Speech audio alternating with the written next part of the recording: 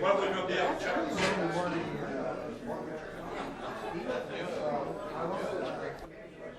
It's just 2 or 3.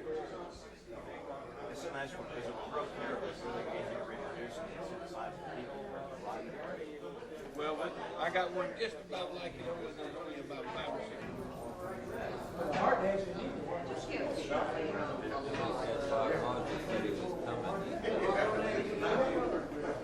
He is coming?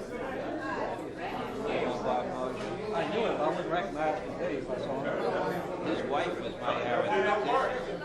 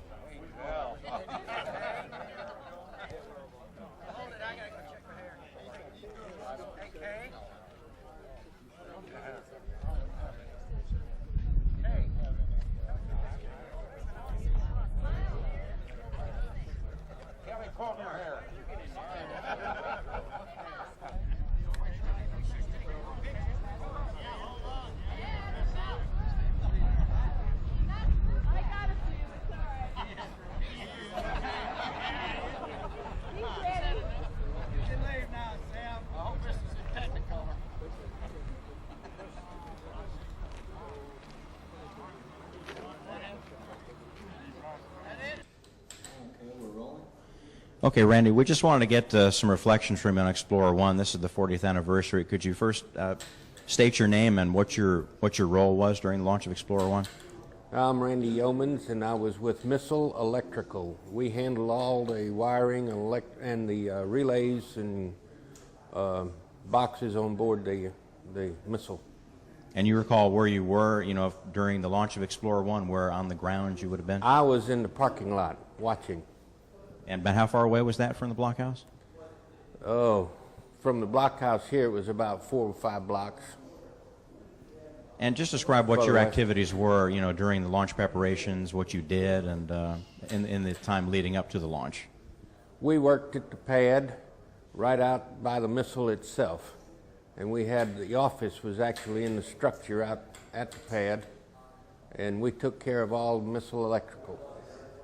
Do you have any outstanding memories about it? Anything that it was 40 years ago, but do you remember how you felt, or did you feel proud, or was it just so busy you didn't really think about it? 2 things stand out in my mind, and the first one was the first satellite they tried to launch.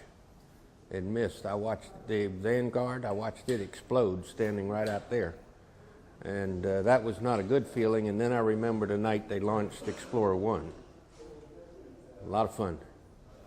And just very briefly, what did you do after Explorer 1 and, not 40 years worth, but what was your basic career path after that? Went on to Saturn V and worked over there until I retired in 1980. Okay. Okay. I'll speak loud. Sam Grimbley. Okay, could you first just state your name and what your role was during the launch of Explorer 1? What was my goal? State your name and what your role was. Samuel Grimbley. I was on the launch pad with right up to time of launch almost, and we had to go back to fallback area. This is quite something to see all these guys back here, that was actually on the launch team. So my goal was to stay with them as long as I could, and I did right up to the first shuttle launch. So at the Explorer 1, I actually was military.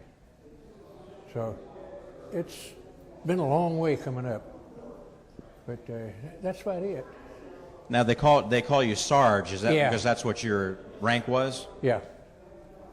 But we right on the pad. We stayed on the pad. I presume 3 days we didn't get off the pad. About 3 days we sit right on the pad out there, waiting for clearance where we could get ready to launch. And what did you do specifically on the pad?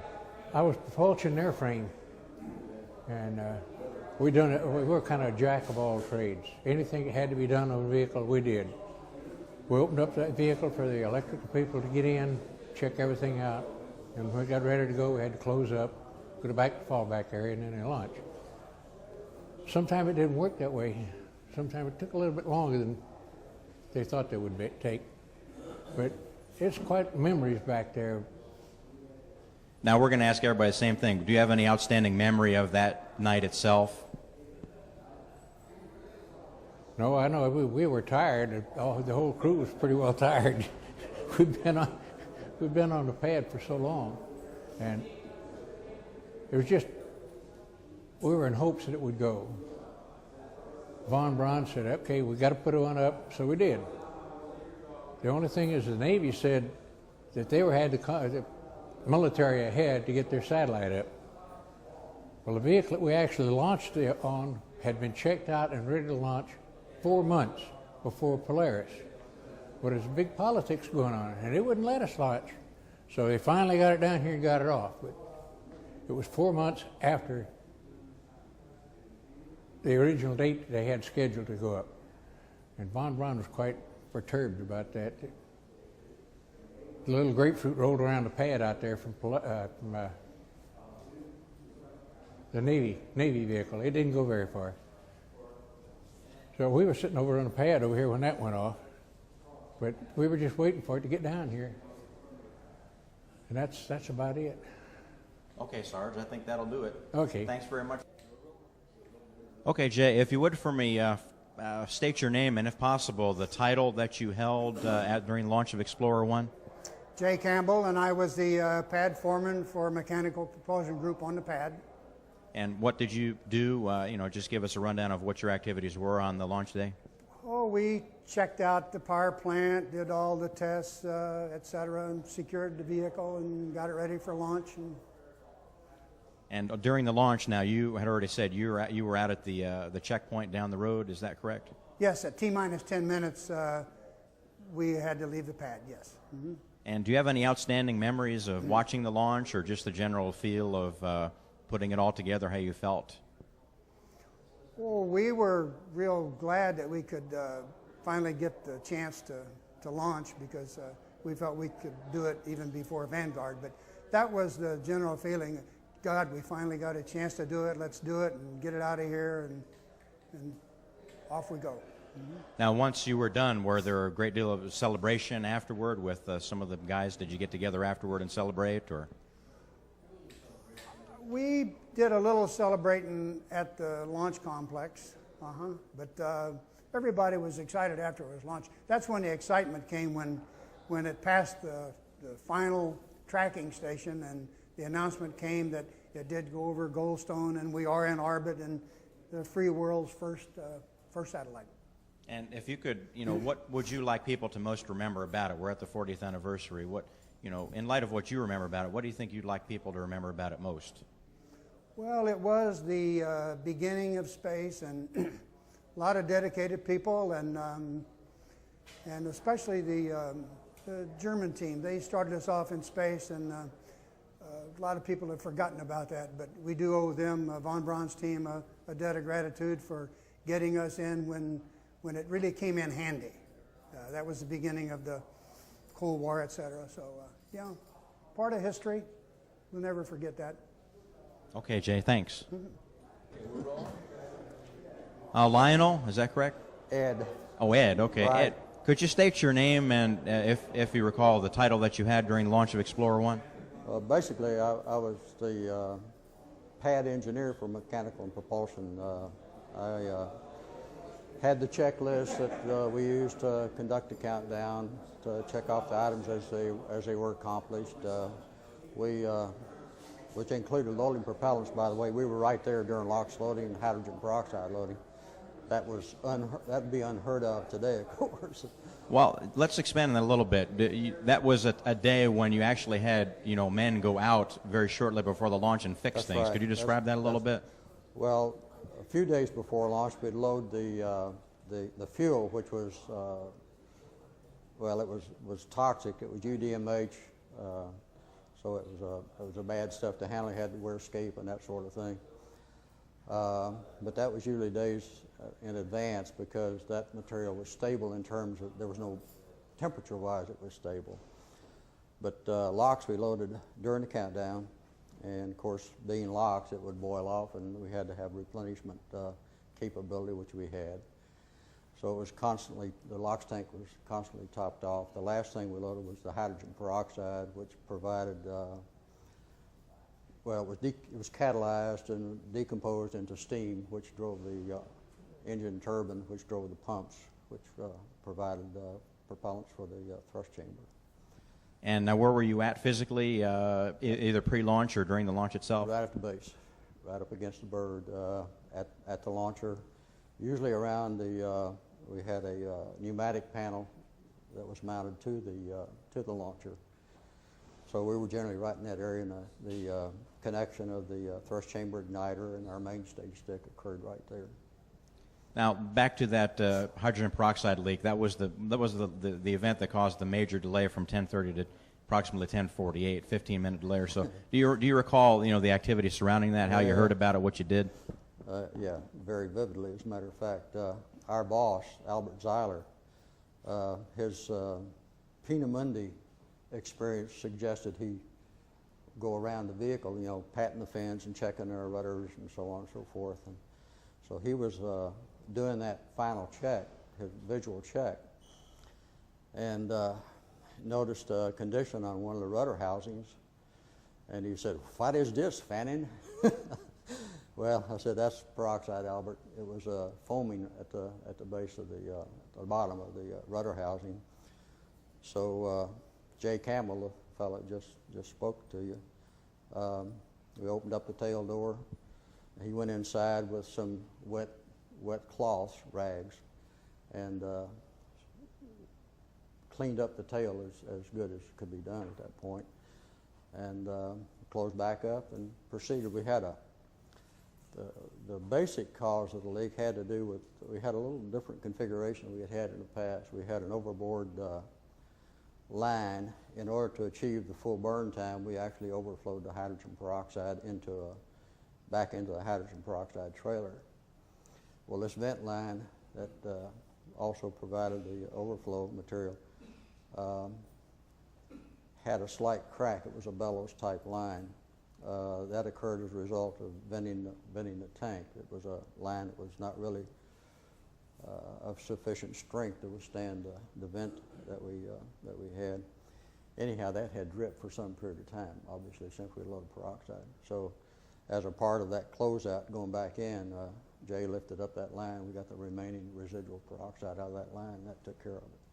And at that time, now that was ballpark 45 minutes or so before launch, or it was not too far. About how many people would have been out at the base at that time? Well, all of our mechanical people, all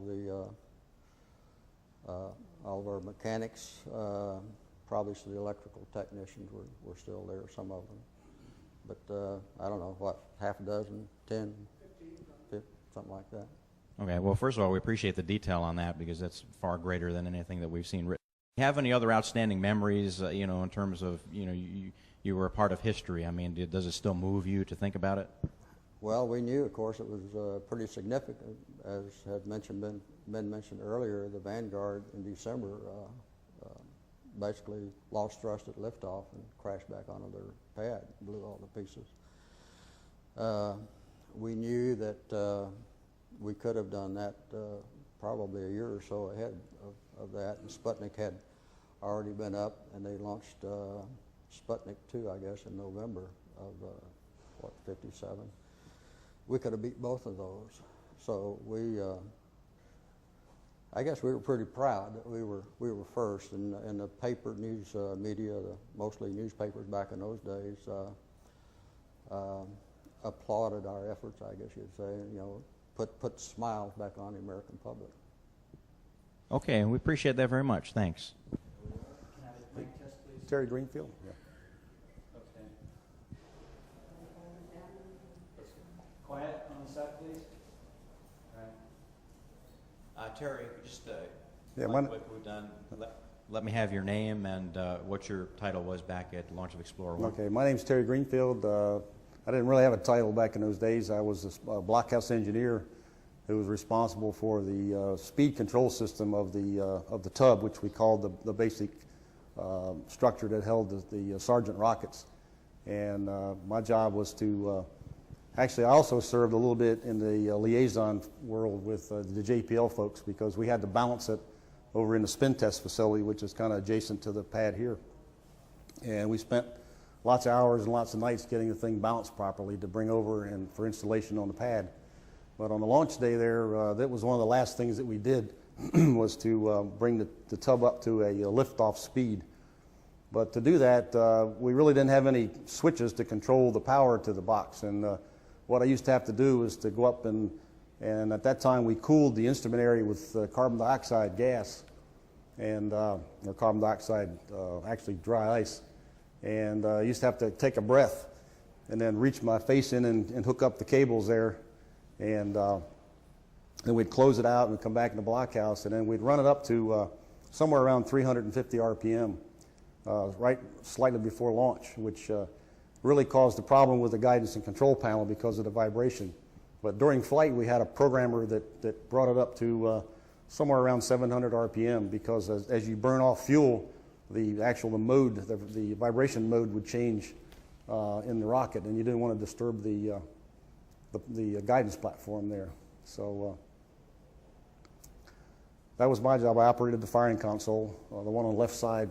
I don't see a picture in there at all with that, but it's a pretty good picture of the folks in there. I seem to recognize your face in the. I'm the old fellow way back in the corner. Yeah. No, way in the I'm back. trying to picture, but you're in the picture that we have in the blockhouse. Yeah. Now, it looks like 40 years have been kind to you. How old were you at the launch of I Explorer? was 27 then, 28 really, 28 years old. Yeah. And you're one of the veterans that was actually in the firing room. Right. in It the was one of the blockhouse. five folks there. I guess there was myself and C. Downing Sweat, who I think passed away. There was Carl Whiteside, Ike Ridgel, Curly Chandler, or W. Dean Chandler, either one. And then Bob Moser was the test conductor then. And, Now, you remember, just tell us a little bit about the mood in the blockhouse. I mean, it was a lot of work, long day in preparation, 2 days of scrubs before. And what was the general attitude and mood like? Oh, it was real upbeat. I mean, they wanted to get this thing in orbit. And, of course, it was, the hour and 20-something minutes, whatever, it was really a quiet time until we heard from Goldstone and Antigua. I think the message came in, it was in orbit.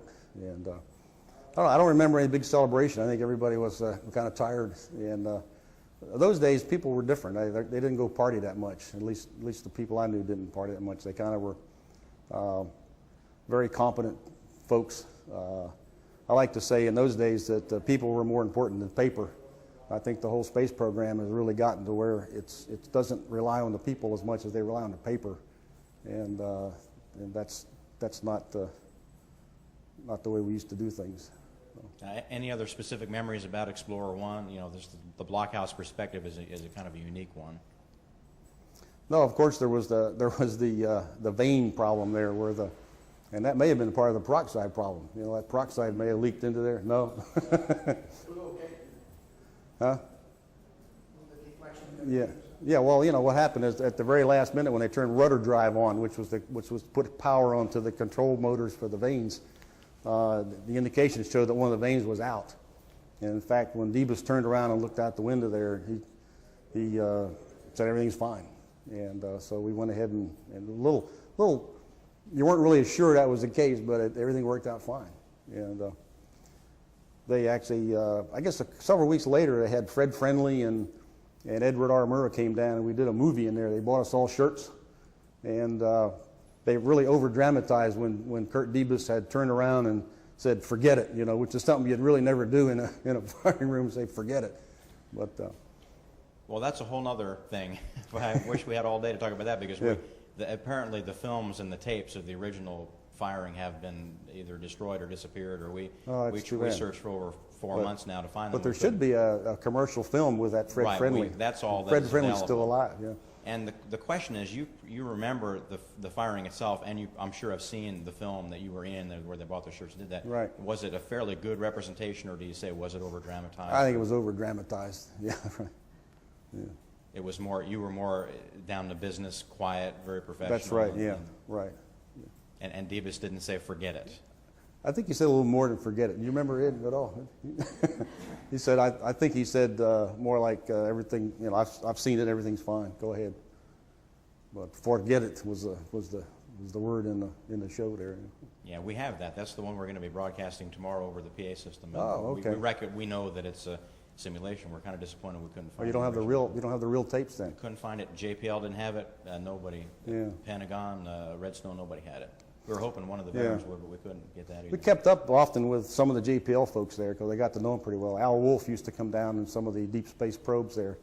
But I think John Small, I think he's passed away. Dr. Frolic, I'm not sure whether he's still living.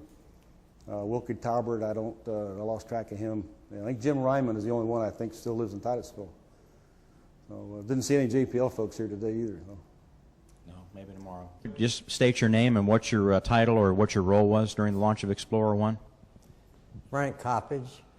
I worked with telemetry and radar and command receivers. Of course, the radar was for tracking, and the command receivers were in case there was some problem with the missile, they could destroy it so that it wouldn't cause any damage.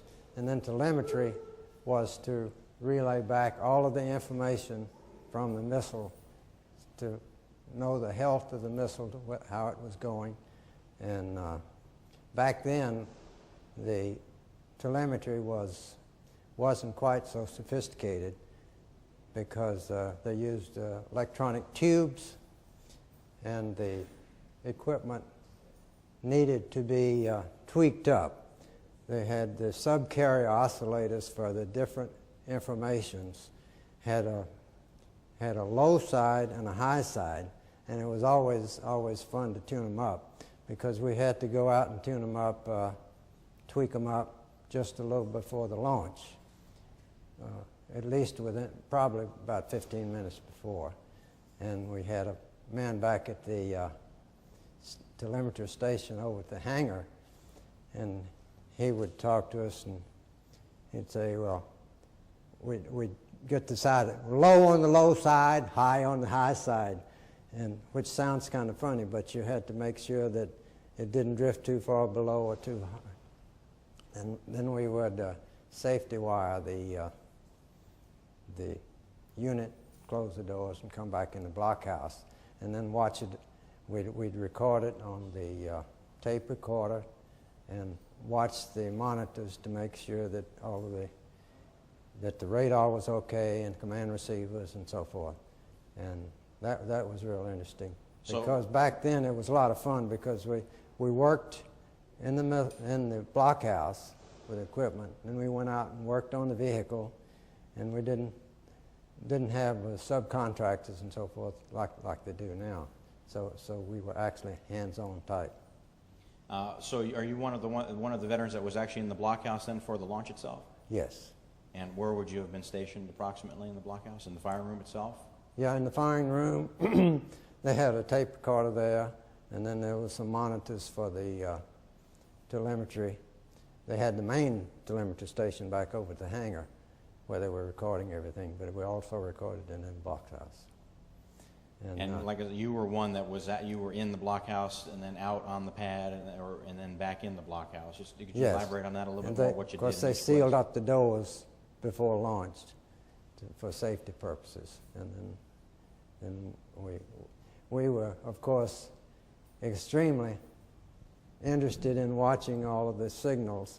And then when it got down and past a certain milestone and separation and so forth, and when it finally got into orbit, there was a lot of cheering and so forth in the blockhouse, and it was really good because here on the missile out on the pad is not very far from the blockhouse, over when the shuttle goes, you're 3 miles back, but it was, you could look out the window and see how things were going. Were you able to glance away from your equipment to see the rocket actually launch then? Sometimes we were able to look out. And back then, the missile sat there, and it had this big boom that came up with the all of the cables and so forth. And then that would separate, and the boom would go down just before launch. And so you recall actually seeing the rocket launched that night? I was watching the telemetry, and we were looking. There were lots of heads there. We were back a little bit way, and we could see through between heads, and see the firing up of the missile. Right. Now, somewhere in the blockhouse there was a plotting board where they were actually Dr. Stuhlinger, I believe, was doing they were doing calculations to determine when to do the firing of the upper stages. And were you involved in that at all, or were you just Well, not really on the plotting board. No.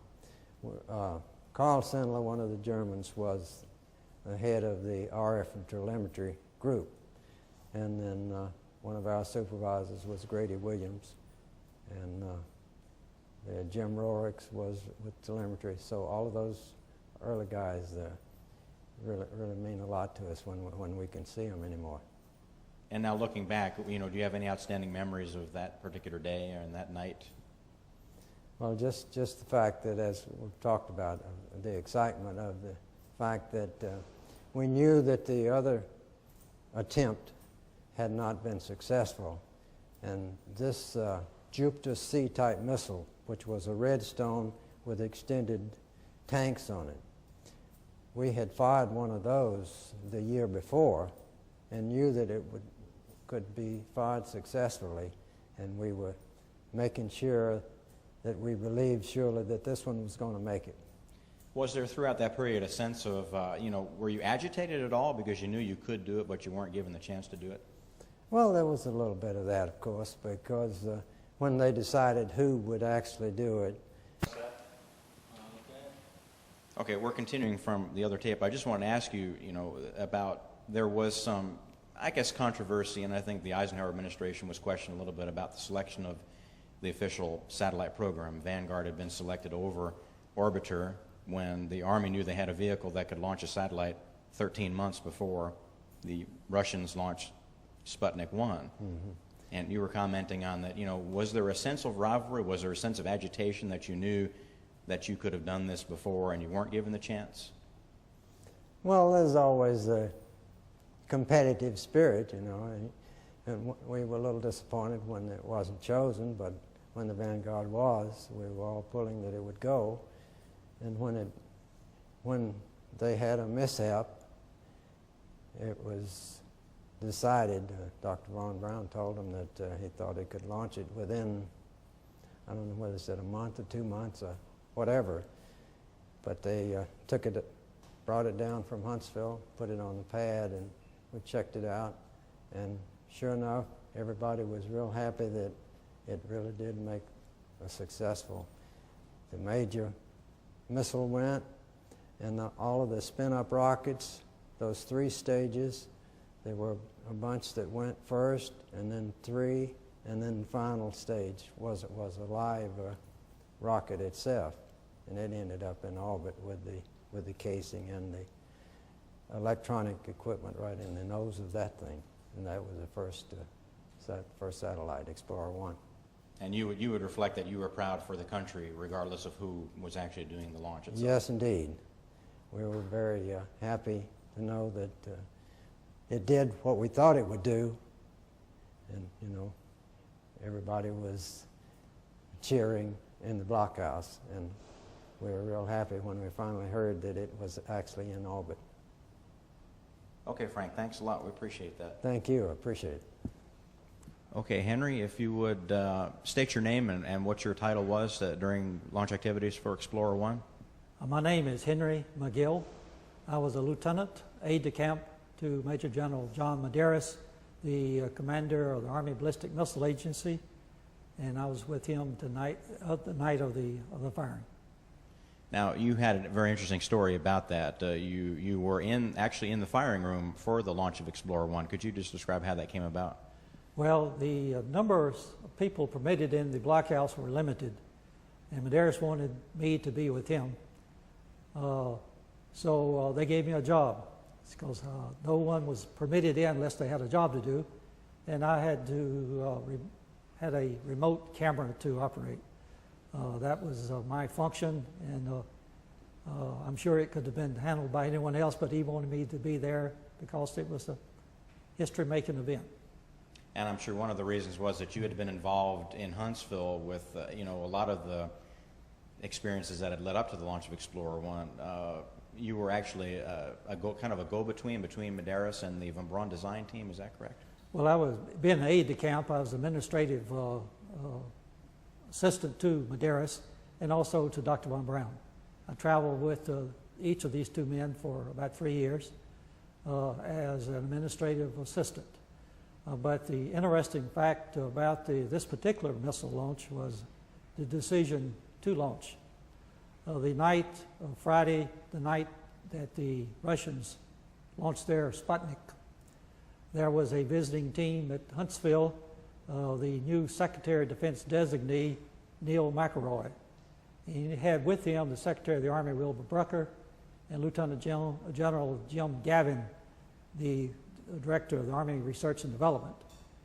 They were present, and the word came in that the Russians had launched the satellite, which is the way we got that word, rather interesting, by the way of London Times. Von Braun, I was sent to pick him up at his home because he was going to attend the dinner.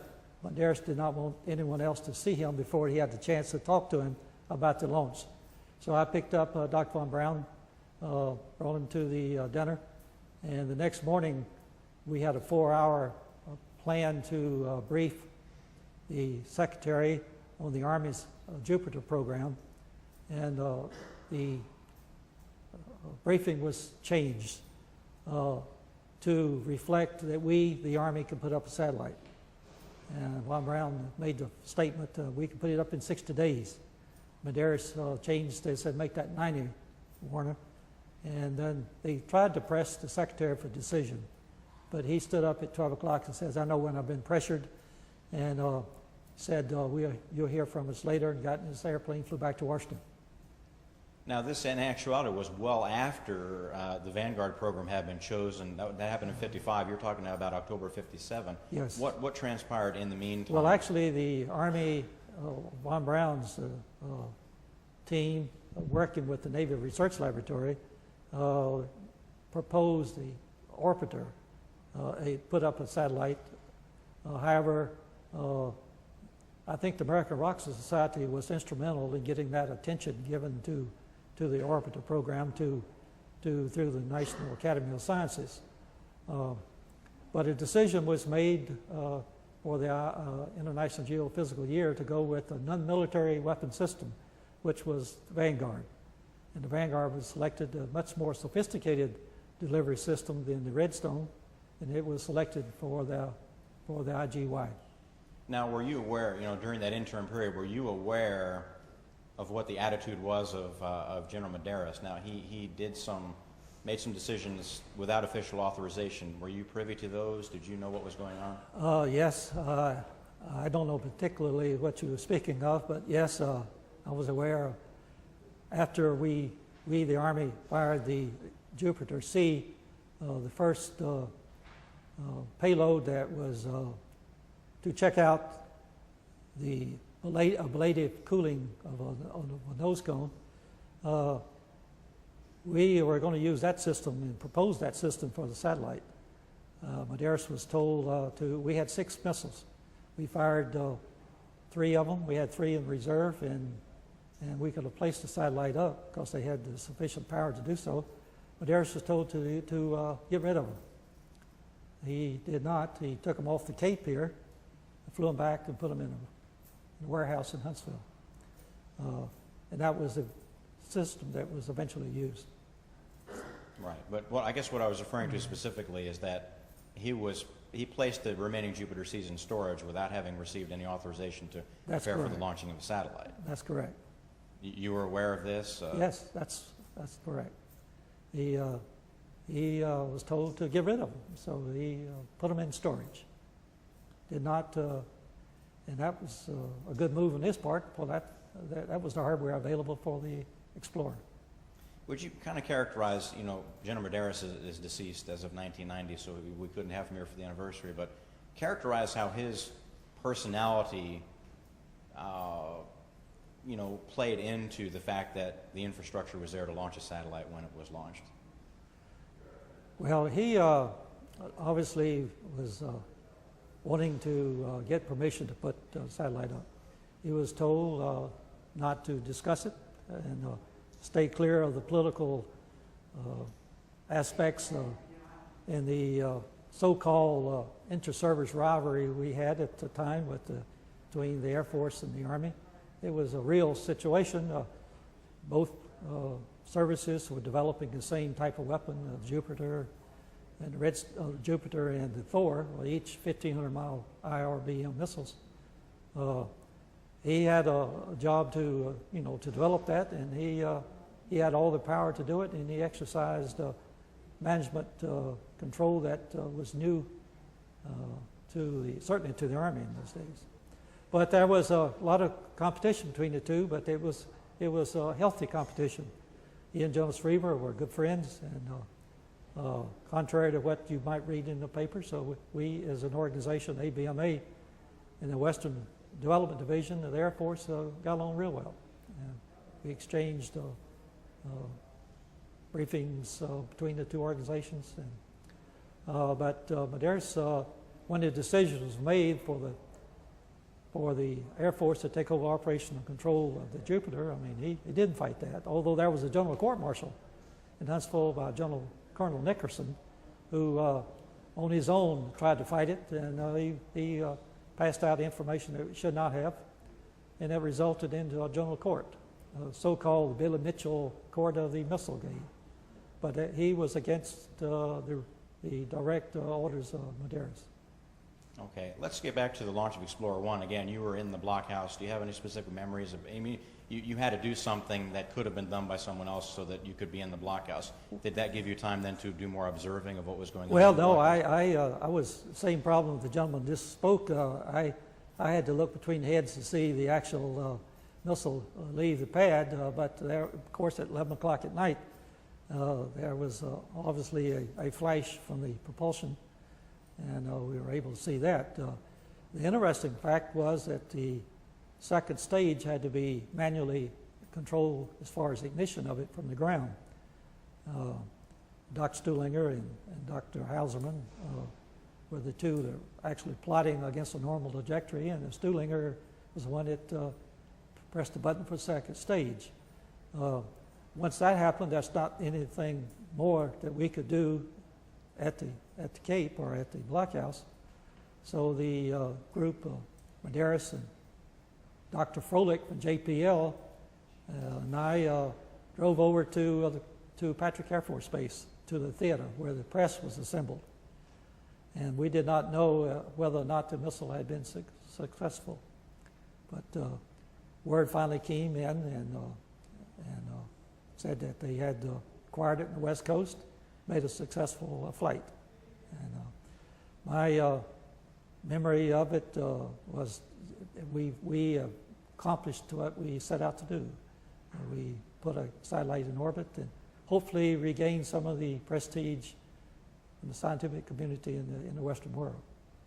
And do you remember the famous note, Goldstone has the bird, that Medeiros received at Patrick? I do remember because I delivered it to him. It was given to me by one of Dr. Von Braun's, I don't remember the gentleman's name. He was a PhD, but he was a PhD in physics, I believe. But he had just gotten the information and wrote the parameters of the period, the apogee, and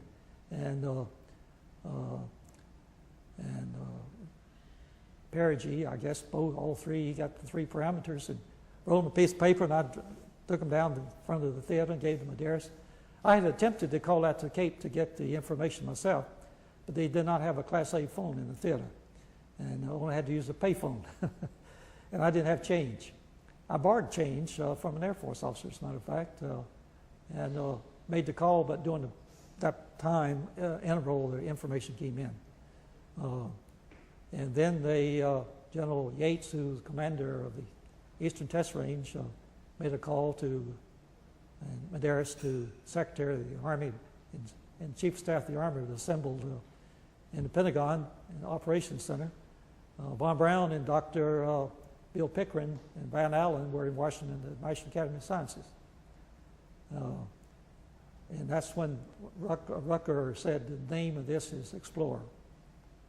That's where we did not have that name until after it was successfully launched. Okay, Henry, unless there's anything you want to add, anything else that you No, want I to say? think that's best of my memory. We spent some extra time. Kelly Fiorentino, and my area of expertise is the Struck Command system on the vehicle. And what I wanted to talk about and carry on from what the Colonel says about second stage ignition. At that particular time, as you know, the Vanguard blew up and we had to go ahead. He covered a lot of that, I'm sure. We had to come up with an ideal how to more or less make sure that we got this Explorer in a circular orbit. So the part that I play, which was, I was a very young engineer, was that my system, as most of the systems here, most of the equipment that we had on our vehicles is the vehicle transmits and the ground picks it up. My system was the transmitters from the ground transmits to the vehicle. It was the only system was that transmit to the vehicle. So what happens was we had German scientists in Hangar D with like a Ouija board, which was the first calculator, by the way, and they were with Captain Henry Paul with a headset, and I was sent to an island called San Salvador. Our transmitters here at the Cape was 1,000 watts or 600 watts the max, and down there at San Salvador, which is the island of the Caribbean, our transmitter was a 10 kW, which was much more powerful and stronger. So at that time we didn't know how strong a signal we need to more or less capture the receiver and decoders and transmit second stage ignition. Now, to get second stage ignition, and if you understand the curvature of the Earth, and you had to have the vehicle, the Explorer, had to be at what we call apex. Apex is the highest and on a horizontal plane with the Earth. Because if you try to hit second stage ignition while the vehicle was pointing down to Earth, it would crash to Earth, or if it wasn't at the horizontal stage properly and has to be kicked in at 24,000 miles per hour, so it to spin around the Earth properly, or else it would be an egg-shaped orbit. So they would send me a code word down to San Salvador, Henry Paul, and we had second stage ignition down there. Now, when I went down there, like I say, I was pretty young and scared because the Pan American RCA employees down there didn't want to have nothing to do with me because they didn't want to be accused of anything that went wrong. So they come with a Jeep, picked me up at the airport, drove me right to this building, which was nothing more than Quonset hut with an antenna on top of it, gave me the key to the building and says, it's all yours. And we scrubbed, I thought we only scrubbed once, but in Dr. Davis's memoirs, which I had with me when he was told to, was invited to go to Russia in the 70s to give the space program documentation about Peter Mundy and the Germans coming to America, and I didn't want to go into that. He mentioned me being there on that San Salvador Island, sending second stage ignition with the 10 kWs. That's about all I could give you right now, unless you want me to continue talking about little stories. Just I don't know. Do we have the badge good enough that we can get his name off it? Okay, yeah. Could we appreciate that because well, the badges we had originally were round badges. This came afterwards. When we were the round badges was Army ballistic missile badges, which this is one also, but they were round badges with just our picture on it and a name. They weren't fine like this. We didn't have no money in them days. I came from Patrick Air Force Base, you know, and I was flying B-17s and B-29s, and the Air Force part that they played, as Colonel knows, was they were taking care of security, the range, opening, flying the B-17s, making sure the fishing boats were out of the area, and the B-29s were electronic gears, flying downrange and carrying the photographers to the islands. The tracking station at that particular time was no farther than Grand Turk. We didn't open up Aleutian Island, the 5,000-mile area at that particular time. Yeah. I think that about covers it. That wasn't. I'll do Harry. 2 minutes on Harry, and then we'll bring her in, then we'll be done. Okay, quiet on set, please. You can look at him, sir. Okay, Harry, just I'm Harry Cannon. What is? just give your name and what you did. Oh, I'm Harry Cannon, and I was in the Range Safety Division at that time. And at that point, I was a fairly new individual here. I came in summer of '57 and was primary safety officer on the Navajo, Beaumark, and Vanguard. And so when I was first missile I ever was involved in was a Beaumark, and then following that with the Vanguard. And unfortunately, on the Vanguard, we were at T-minus 10 minutes in holding for nearly 36 hours. Now those times were not completely, that's a holding time. That doesn't mean the time before you picked up the count or notified that you were going to have to go to work. But it was a long session. And as the Vanguard finally was ready to fly, and the reason for it not being able to fly during that whole period of time was because of a communications interference. And it turned out that when I came here, I came from Thule, Greenland, where we had just previously installed an FPIS circuit, which is a forward propagation of the ionospheric scatter. And also, before I left up there, they had moved the receive station and from Loring, Maine, to just outside of Boston. And when we found out that the Navy could not find out where all this interference was coming from, I was down at the communications section and looked at the thing and looked at the frequency, and I says, my golly, this is an actual skip from Boston to the Cape. And the next thing to do was to find out how we could turn it off. Well, I knew the commander up at I can't forget the name right now, but I called him and asked him if he could turn off the communications. He said he could. Everything cleared up, and we picked up the count. Everybody was happy we were going to launch the Vanguard. Unfortunately, we got down to T-minus 0, it lifted off, and blew up on the pad. And following that came the Army with their effort with the Explorer 1. Now, the memories of the Vanguard explosion were fresh in your mind. Now, you were responsible for then sending a destruct signal to destroy the rocket if it started off course. What were your thoughts then? Were you thinking about the explosion at the time? I mean, I felt very bad about it because everybody was eager to get the Vanguard into orbit. But unfortunately, it didn't happen. And also, we've realized that there was a lot of information back because right after that, the President of the United States announced the fact that the Army was going to fly the first satellite. And because of his input from Von Braun and Medeiros, the fact that they could do it within 60 days, and the pressure was on the President so much because of this, that he had to let whoever could do it as soon as possible. And now your role during Explorer 1, you were at what location? I was in Central Control as backup to the safety officer. Safety officer was a major at that time, Fitzpatrick, who was a graduate of West Point and retired as a full colonel. And any outstanding memories of Explorer 1 itself? Well, when we found out it was actually in orbit, we were all pleased because we knew the pressure was on the whole country that we get a satellite in orbit as soon as possible. Okay, Harry, I think that'll do it. I don't think we have any more tape.